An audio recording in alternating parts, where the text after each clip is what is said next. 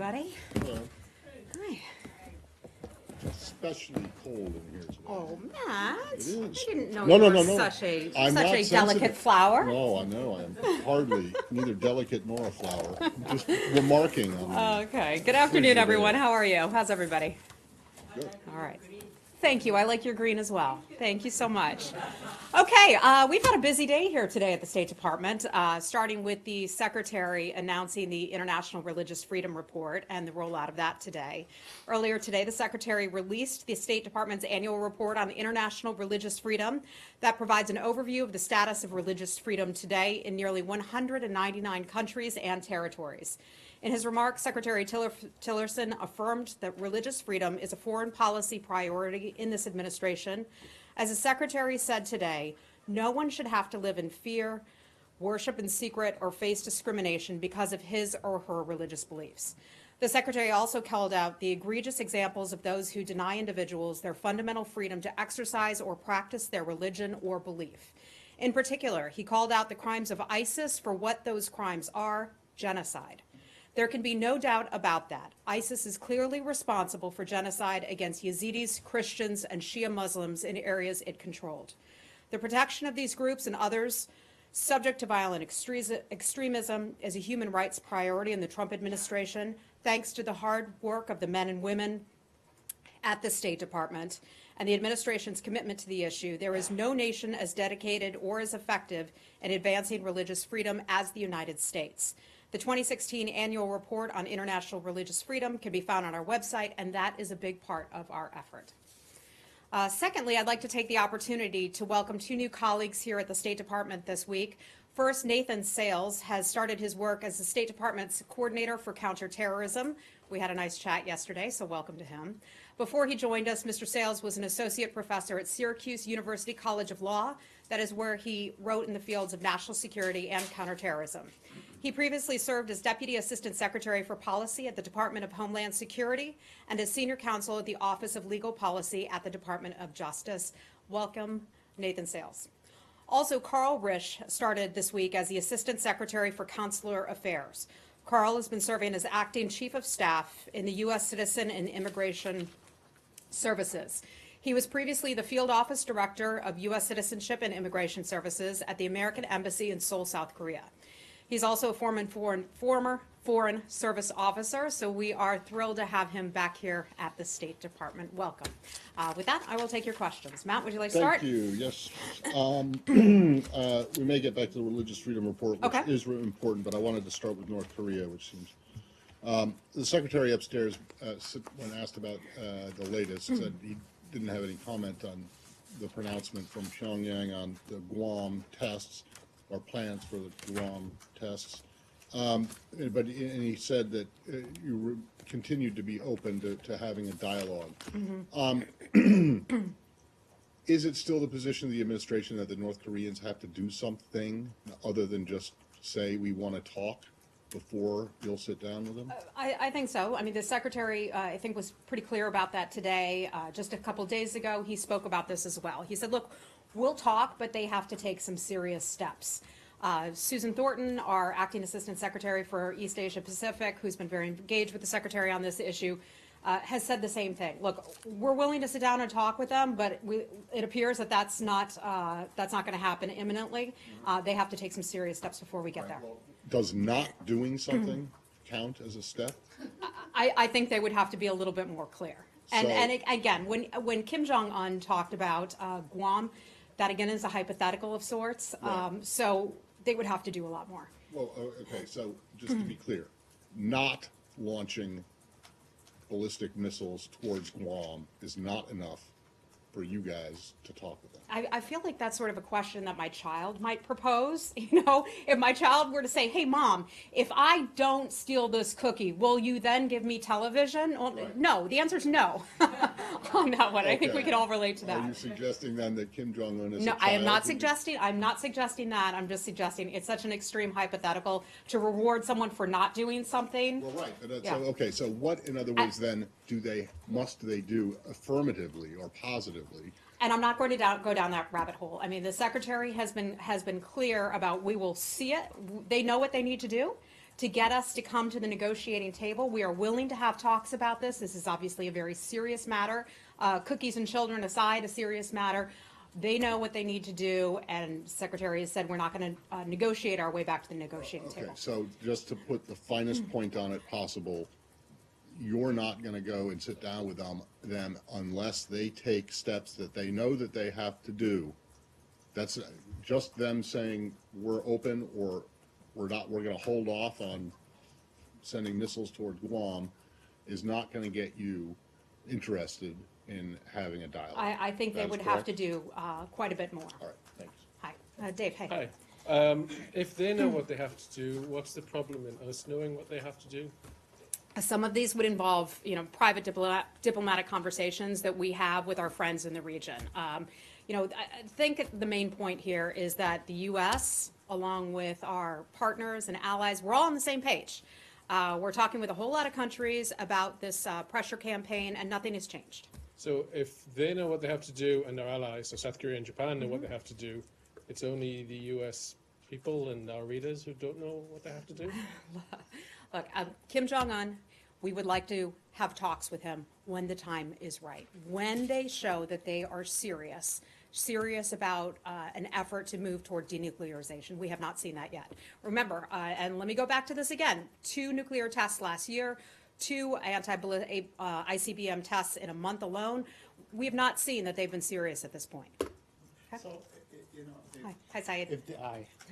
if they say that we will no longer launch missiles over Guam or into that area, into the Pacific, that would not be enough? I just want to understand you correctly. I think I answered that question. Again, this can get into extreme hypothetical situation, and I don't want to get into that. Because they said that, I they were understand. specific. They said we're going to launch a missile on that region or in that area. So if they say we will no longer do that, that is not And I think we're sufficient. not going to respond to every single threat and every single hypothetical. So, with everybody assuming that North Korea has nuclear weapons, and some say, in fact, put a figure on it, like 50 or 56 or something. So do they have to say, okay, this is what we have, we want to denuclearize it before you could talk with them? They would have to show some serious steps and some serious indications that they would be willing to sit down for talks. Okay? All right. Hi. Jenny, hi, how are you? I see. Kim Jong-un's bad behavior has been going on for a long time. So what United waiting for? Why didn't do anything act to North Korea? I'm sorry, why what? Why didn't do military actions immediately when they threatening U.S. and our lives? Why didn't we undertake military actions to do so? Well, we believe that diplomacy deserves a chance. This is still a new administration, 8 months now into this administration. The Secretary Tillerson and Secretary Mattis penned a joint editorial that ran in yesterday's Wall Street Journal in which they talked about that. They're on the same page, believe firmly that diplomacy can solve this. However, we're prepared, as we are in every situation around the globe, to switch to another plan if that is absolutely necessary. That's a DoD issue, so I'm going to stay away from that, but we believe that diplomacy is a solution here. Yeah, one more, South Korea. Yesterday, President Moon Jae-in of South Korea said that remark that no one can military action on the Korean Peninsula without the South Korean government permissions. What is the U.S. position of this? We have a good relationship, as you know, with the Republic of Korea. We have constant, ongoing conversations with that government. What you propose there is another hypothetical situation, which I'm not going to get into, but we continue to have conversations with the Republic of Korea on a near constant basis. What if North Korean Kim Jong-un sudden attack South Korea? Can the United States engage in the military? As you know, South Korea is an ally of ours, and as we do with our allies and friends, we pledge to protect them as well. Okay? But then, that's a hypothetical. I don't want to get into that, what I've said. Okay, anything else on DPRK? Okay, hi. Hold on a second. Right. In your assessment, does the United States see a gradual change of China's attitude toward North Korea? Do you think they see North Korea more of a liability than asset? I think, and we saw this about a week, pardon me, a week and a half ago, 2 weeks ago, when China voted in support of the UN Security Council resolution. We were really pleased to see them take that step. The Secretary and others have had frequent conversations with the Chinese. As you know, President Trump spoke with President Xi over the weekend, and they talked about our mutual agreement that DPRK is up to no good, and that is a security risk not for the region but the world. So we are asking them to do more, as we have. They're North Korea's primary trading partner. We believe that they have unique leverage to put pressure on North Korea, and they've committed to us that they're going to follow through with those UN Security Council resolutions and making sure that those are adhered to from their endpoint. And so we look forward to having them hold up their part of the bargain. So do you see their action in the United Nations Security Council as an indication of their gradually, slowly change of attitude? I think it's trending in the right direction. It's trending in the right direction. And then President Trump and President Xi had a nice conversation over the weekend discussing that very thing as well. And then finally, you just mentioned there's not a lot more North Korea can do to resume the talk.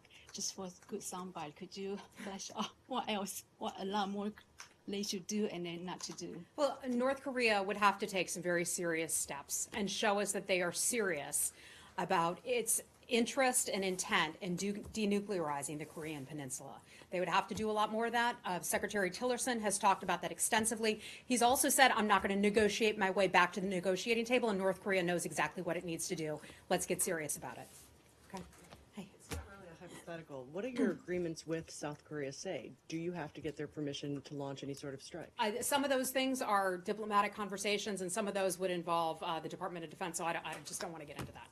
But I mean, if he says you can't without his permission, you're not going to respond. I'm not going to get into that. Okay, I'm not a part of that conversation that the U.S. military may be having with South Korea on that point. But they are a valuable ally of ours, as you well know, and we defend our allies. Okay.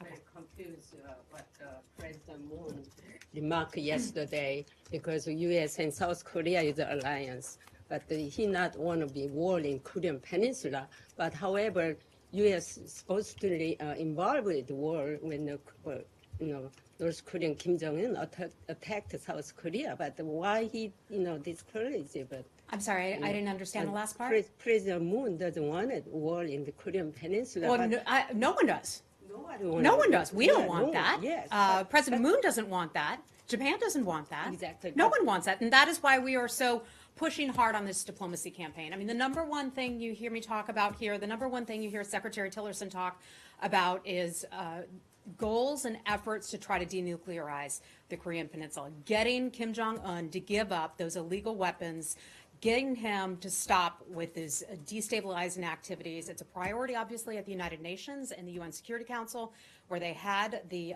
unanimous vote on that matter. It's a top issue for our friends and allies and partners around the world. This is not between U.S. and North Korea problem. This is actually the problem is the South Korea affected, but the Moon thought this is your guys' problem. That's not. How did you? I'm sorry, think is about this it? our problem? I mean, I'm not understanding the question. Between the U.S. and North Korea problem, do you think this is between the U.S. and North Korea? Is this issue between the United States and North Korea? No. This is between North Korea. This is between North Korea and the world. It is not the United States standing here alone expressing concern about the activities of Kim Jong-un's regime. And by the way, it's a good opportunity to remind people what it's like for North Koreans to live under that regime, okay? That is not a free and fair country. It is not a country where people have ample food, opportunity. It's not a country where people can come and go as they please. It's a country where they're starving their own people. They're engaged in forced abortions. Pardon me for talking about that, but that is a very grim reality there, where people are living in labor camps. It's under horrific situations. This is not between the United States and North Korea. It is the world looking at North Korea and condemning North Korea and the Kim Jong-un. This is not about the population there, the regular folks. This is about what Kim Jong-un is doing not only to the world, but to his own people. Thank you Okay. very much. All right. Anything else on North Korea? Hi. There are reports suggesting the rocket engines powering the recent successful ICBM tests in North Korea came from a state-owned Ukrainian factory. Is the State Department aware of that? Are those reports, and do you have any comment? Yeah, we're certainly aware of those reports that have come out. That's an issue that we would take very seriously if that were to be the case. One of the things I do want to mention about this is that no single country has done more to curtail these ambitions of North Korea than the United States. There have been a lot of UN Security Council resolutions, and they obligate all nations, including Ukraine, to prevent transfers of sensitive technology to the DPRK. In the past, I know that Ukraine has prevented the shipments of some sensitive materials to nations that we would be certainly very concerned about. We have a good, solid relationship with Ukraine. As you know, President Poroshenko was over here a couple months ago, meeting with the president, also meeting with Secretary Tillerson. As a general matter, we don't comment on intelligence reports. Ukraine, though, we have to say, has a very strong non-proliferation record, and that includes specifically with respect to the DPRK. Just directly to follow up on that. Yeah. Ukraine today have confirmed that the rockets did come from the factory, but they say they were made before. I'm sorry, who confirmed this? The Ukrainian government confirmed it did come from their factory, but before 2001, when they were part of the Soviet Union. And they say those rocket motors were transferred to what is now Russian control. Yeah, I don't have any information about that particular report. I'm not aware of what you say that the Ukrainian government has just said. If I have anything on that for you, I'll get it to you, but I'm not familiar with that. Okay? Anything else on this? Okay, let's stick with North Korea, clean out North Korea, and then we'll go somewhere else. Meaning, let's finish that topic before we move on to something else, okay? I just want to be clear. We just talked about China's support for the latest UN resolution. China has supported past UN sanctions resolutions on North Korea, but the actual enforcement of those sanctions has been wanting. How much time would the U.S. sort of allow to pass before you kind of reassess whether China's actually serious about this resolution this time, and before you may start to consider secondary sanctions on Chinese companies, which I think Secretary Tillerson has hinted at, Susan Thornton hinted at as well. Secondary sanctions have been put in place against some Chinese companies, as you're well aware, and I believe individuals as well. This is going to be an ongoing conversation. It took many, many years to get to this very concerning point with North Korea. It's going to take some time to try to resolve this as well. We'll continue the conversations with China. Let me read you a little bit about one of the things that Secretary Tillerson said in some meetings in Manila just about a week ago. He said, he talked about China and Russia being helpful on the issue of North Korea. He said, I know that they are having talks as well with representatives from North Korea. I think that is evidence that they have a very good open channels of communication to be able to talk with the regime of North Korea. And we hope that they will be encouraging them to stand down their program and abide by UN Security Council resolutions, which both China and Russia have voted for in the past. So I'm hopeful that they will use their influence, and they think they do have influence with the regime to bring them to the point of dialogue, but with the right expectation of what that dialogue would include. So again, these are ongoing conversations, and I don't want to put a timeline on it, but we're having a lot of those conversations. Okay, DPRK. Okay, hey. When North Korea spoke yesterday of watching U.S. behavior, they appeared to point specifically to joint U.S.-South Korea military exercises. Is there any consideration of making changes of U.S. behavior in that manner?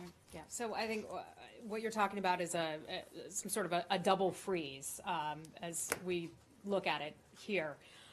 There is no equivalency between what the DPRK has been engaged in, the ICBM missile tests in July, the two of those, the nuclear testing. Compare that to the legal activity that the U.S. and South Korea is engaged with in terms of its joint military exercises. Those joint military exercises have taken place for a very long time.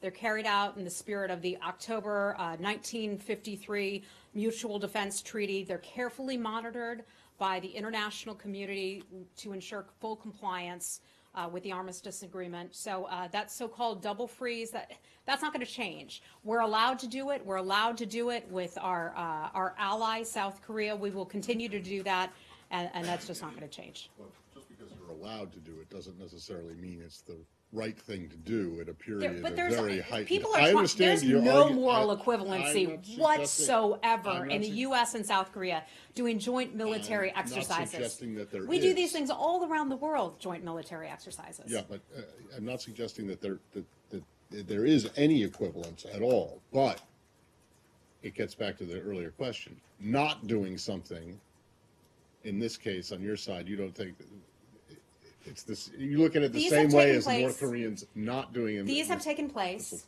since 1953 Yeah. or thereabouts. It is an agreement that we have with the Republic of Korea. We remain open to dialogue with the North Koreans. As you well know, we are Not on willing. this. No, not on this. Thank you. Thank you for asking that for clarification. On the denuclearization of the Korean Peninsula. But this, there's no moral equivalency between our interactions with South Korea and what the DPRK has done. And the international world, the world recognizes what DPRK is doing is unstable, it's unsafe, and it's flat out wrong. Okay, okay. Are we done with DPRK? I think we should move on. Okay. Okay. Let me come back to you because we already got a question. Hi, how are you? You hold on. Let me go to somebody else. Saeed, I don't want to read about this online. You already asked one question. Okay, hold on. Okay, I'm teasing you. Go right ahead. North Korea has said that now is not the time to discuss American detainees. Do you have a response to this? And also, do you have an update on their situation? Yeah. So we have 3 Americans who are being held by the DPRK. I know that our Ambassador Joe Yoon, when he was there a month or 2 ago, was able to take a look and meet with our Americans who are being held there. We remain very concerned about their status, about their care. This is another reminder to Americans to not go to the DPRK. It is not safe there, including things that may be considered legal here would not necessarily be considered legal there. So let me just use it as a reminder to please avoid going to North Korea until we get that so-called travel ban in place. When I have updates for you on those Americans who are being held, I'll be sure to bring them to you because that is something that we would certainly like to see our Americans come home. And then in that Wall Street Journal op-ed that you mentioned that was penned by Secretary Tillerson and Mattis, they said that an indication of good faith would be an immediate cessation of provocatory threats and also a halting of nuclear and missile tests. But what about the returning of American detainees? Yeah, I think I'm just going to leave it at that at the point. Okay. Okay. All right. Let's move on from DPRK. Okay. Hi, Lori. I'm sorry. You want to talk about what? Iran? Iran. Okay. On Sunday, Iran's parliament passed legislation to increase spending on its ballistic missile program and on the IRGC, which the U.S. has designated a terrorist organization. And today, the Iranian president said Iran's nuclear program could be restarted within hours and it would be more sophisticated than before if there are more sanctions. What's your response to all that? I'm not going to respond to that threat or that hypothetical from President Rouhani. The Trump administration remains committed to countering a full range of threats that Iran poses, not just to the region, but also to the world, including its ballistic missile development. But they said they're going to spend more money on its ballistic missile program. Yeah, I don't have the intelligence on that, so I'm just not going to comment on that, but that would be a concern of ours. The administration has said, members of the administration, from the president on down, have said that they believe that Iran is not violating, is in violation of the JCPOA in spirit. The spirit of the JCPOA, yeah. Have you, do you still, does the administration still believe that they are adhering to the letter of the JCPOA? There's a full Iran review policy that is still underway, so I don't want to get ahead of what that review policy is going to be. In terms of where we have stood at this point, the United States has, from the IAEA, then recertified to Congress, so they know where we stand on that issue. But we still believe that what Iran is doing is destabilizing and that the JCPOA doesn't fully recognize and comprehend and encompass all the destabilizing activities that Iran is engaged in. Right, but you also would acknowledge, though, that the previous administration that negotiated the deal never said that it did. Correct. Encompass those. Correct. Now, And that is why we look at that and see the Right. flaws in the JCPOA, second- that it should be so much more comprehensive. Where I was going with the first question was, does the administration believe that it, meaning the U.S., is in compliance with the letter and the spirit of the JCPOA? We certainly are. We believe that we are in compliance You believe with the that JCPOA. Your position is that you are not you're not violating the spirit of it by not encouraging European companies or other companies to do business with Iran? I know that we have ongoing conversations with many other countries to discuss this. I know that other countries also share our concerns about what I'll just broadly call the destabilizing activities. We know what they do in the region. We know what they do to some of our U.S. Navy ships. I mean, that's just one, one example of some of the things that they do. So, in other words, the administration believes that the sanctions relief that it continues to provide to Iran is in keeping with your commitments under the And we under the continue to nuclear have deal. some of these conversations with other nations as well and keep an eye on those things. No, right, but as far as sanctions relief is concerned, the administration believes that it is fully complying with the terms of the agreement. We don't believe that they are complying with the spirit of You. the law. Do you believe that the United States is fully Oh, complying? are we complying? Yes, we are So in complying. terms of sanctions relief, they're getting everything that they deserve, nothing less. I'm not going to characterize it that way. I'm just going to say that the United States is in compliance with its end of the bargain. Okay? Today, the United Nations Secretary General said that we should not walk away from the JCPOA under any condition. Do you agree with that? It's not my place to agree or not agree with them. Okay? Anything else? Okay. All right. Let's move on. Let's move on to another subject. Yes, Who's got can we anything move else? to the Okay. Palestinian-Israeli peace process? First of all, could you update us? There's an upcoming visit, or a delegation will be going to the region. They will go to the Gulf region, then they will go to Israel and Palestine. Mr. Kushner and Mr. Jason Greenblatt. Is the State Department involved in this process? Yes, we are. We are always involved in that process. What you're referring to is an upcoming trip. I don't have an Upcoming trip. yeah. Yes, I don't we have an know exactly the time. yeah. I don't have an exact date for you on that. And when I do have that, I would be more than happy to provide it to you. There was a statement that was put out, my understanding, from the White House about Mr. Greenblatt's travel. He will be accompanied by Jared Kushner as well as Dina Powell on this trip. So I know we are looking forward to supporting them, as we always do, on their constant travels over to that region. Typically, when they travel to talk about Middle East peace and other issues, we provide backup assistance with them and attend meetings with them. Our ambassador, our chargé, will also attend those meetings. The State Department helps to set up some of those things. And then upon their return, we do a debrief and have conversations about what they learned and where things stand. So it's a close cooperating relationship between the State Department and also the White House on this. We recognize it is a big issue. This has failed a lot of past administrations, and we feel that this is a good new effort, a fresh effort to put forward to have the White House and the State Department working in concert on this. Today, Chief Palestinian negotiator Sai Berka said that he was refuting some Israeli reports suggesting that the PA is walking away from its enthusiasm for the Trump initiative, but he's saying that the U.S. ought to, as proceeding as its predecessors, this administration, as its predecessors, commit to the two-state solution. Has there been any statement by the State Department, to the best of your knowledge, by this White House, committing to the two-state solution? One of the things that we have said is that both parties need to be willing and need to be able to agree to something. And if they're willing to negotiate and agree to that, they are the ones that have to live with that day in and day out, and we will support them in those efforts.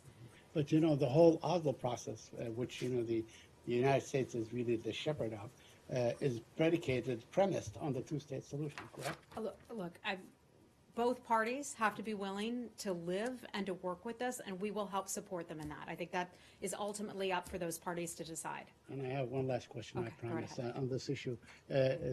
Yesterday or today, the daughter of the American ambassador to Israel, Talia, immigrated to Israel, and she presumably will be joining the Israeli army. Is that a good practice for the American ambassador to have his daughter join the Israeli army? I'm not aware. That is perceived as an occupation. This report is news to me. I'm not aware of that report, but I'll certainly look into it. I'm not sure we would have a comment on it, but I can certainly look into it.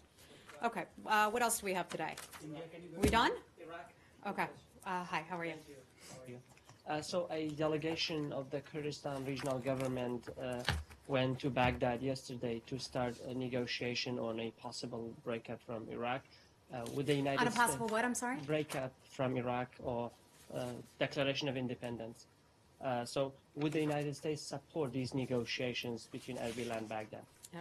I mean, certainly if Erbil and Baghdad want to sit down and have a conversation with one another, that is certainly fine. As you know, we have expressed very serious concerns about holding a referendum, even a referendum that's considered to be an unbinding referendum. What we would like to see is a stable, secure, and unified Iraq. As we talk about the referendum that the Kurds want to hold in September, late September, I believe it is, we look at that and say, we understand what you're going for. We understand what the goal is, but let's not take our eye off the ball. Let's not take our eye off of ISIS. And ISIS is the major serious threat in Iraq right now, and we're concerned about a referendum at this time that referendum would be further destabilizing. According to the KRG presidency's website, in the phone call between Mr. Tillerson and Barzani, Mr. Tillerson encouraged Erbil to negotiate with Baghdad. Is that the case? What else did Mr. Tillerson? I don't have a readout of that conversation. Okay. Right. Yeah. Your objection is to the timing of the referendum. We've talked about that. Yeah, I think I've been clear about the concerns related to the timing of the referendum. But it's not about the referendum itself, it's the timing. And ultimately, this is going to have to be worked out with the Iraqi people, but I just want to be clear, ISIS is the main fight that Iraqis have been fighting for years now, hoping to get people back into Western Mosul as they've started to come back in. There are operations taking place up in the north in Tal Afar. We haven't talked about that a whole lot, but there are a lot of concerning activities on the part of trying to get ISIS out of Iraq, and we see that as the sole focus where we need to stay, where we need to keep the eye on the ball. Okay? I have one question on India. Yes. Did the Secretary spoke to the Indian External Affairs Minister Sushma Swaraj today? Do we have a readout of it? I believe, you know what, I'd have to double check on that. I'd have to double check on that schedule. I know that we're celebrating a couple Independence Days, yesterday with Pakistan and today with India. So I know we've put out some comments on that. And also there was an announcement about a 2+2 meeting between India and US ministerial meeting. Do you know what's the time and venue? I don't have any information on that to give you at this point. I'm not aware of any scheduling yet. I have one more on Afghanistan. Have you seen the open letter by the Taliban to President Trump asking him to withdraw from Afghanistan? Yeah, I certainly have. So I'm not going to comment on any statements put out by the Taliban on that. Let's not lose focus here that I'll say this about another country, destabilizing activities. What is going on in Afghanistan is a result of the Taliban. We've seen, and there was a report out not that long ago about the increase in attacks on civilians, which largely included women and children. That is being perpetrated by members of the Taliban. Let's not lose focus that the Taliban is behind many of those attacks, many of the increase in civilian casualties. That undermines the Afghan population and also the Afghan government as well. So let's not lose focus of that. I've got to leave it there, you guys. Withdrawal from Afghanistan is not an option at all. Pardon me? Withdrawal from Afghanistan That is not my position. I know that that is not my place to talk about that whatsoever. I know there are a lot of various options on the table that the U.S. government is considering as it reviews its Afghan policy. I think they will be considering a lot of different options and would never rule out absolutely everything. Do you have any updated guidance on the situation with India and China? Just that we are encouraging both parties to sit down and have direct dialogue. There was another round of skirmish and delay from India and China. I'm sorry, what? There was another round of tension. Yeah. To that Yeah. earlier. Okay. You can update us on that. If I have anything new for you, I will be certain to get it for you. Okay. Thanks, everybody. Good to see you.